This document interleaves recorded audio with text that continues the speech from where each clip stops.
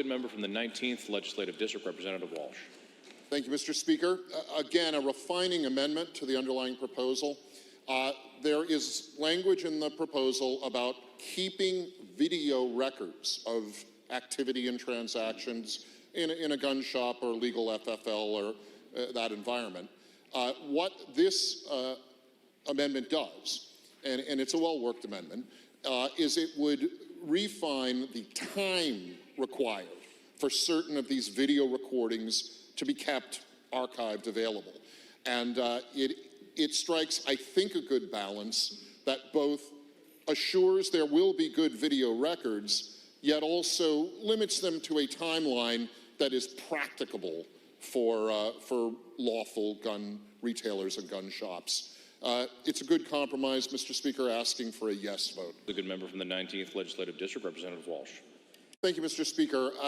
Again, a refining amendment. There's quite a lot of language in the underlying proposal about the storage of firearms inventory, the storage of guns, both during business hours and after business hours. And what this amendment does is it removes some of that language in, I hope, what is a clarifying way, so that the question of how a gun retailer must store the inventory, the stock, the guns, is, again, more practical and I would hope able to be implemented in a reasonable way. Again, I hope it's a clarifying amendment asking for a yes vote. The good member from the 19th Legislative District, Representative Walsh. Thank you, Mr. Speaker. Sadly, I have to recommend a no vote on this proposal. Appreciate the intent. Appreciate that it is meant to prevent gun violence and gun crimes. Mr. Speaker, I just am not able to get to the place where I believe that the underlying policy will actually achieve that worthy goal.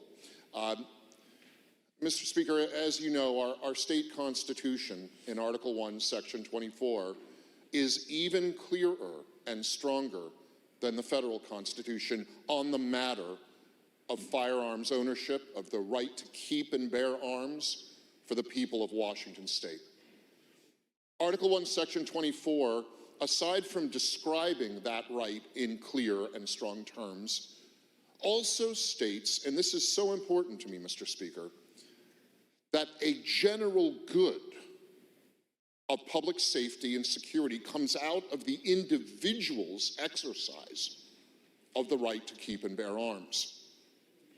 Mr. Speaker, this is an important idea. It's an important idea that we all defend each other when we defend ourselves. And this proposal, well intended as it may be, restricts the ability of you and me and individual Washingtonians to keep and bear arms. The Article 1, Section 24 talks about not allowing any act to impair that right.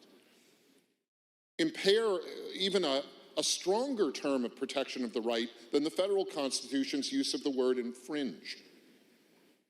And the spirit of that, Mr. Speaker, the spirit of our constitutional law on the ability of individuals to keep and bear arms is that general good that an armed populace has for public safety.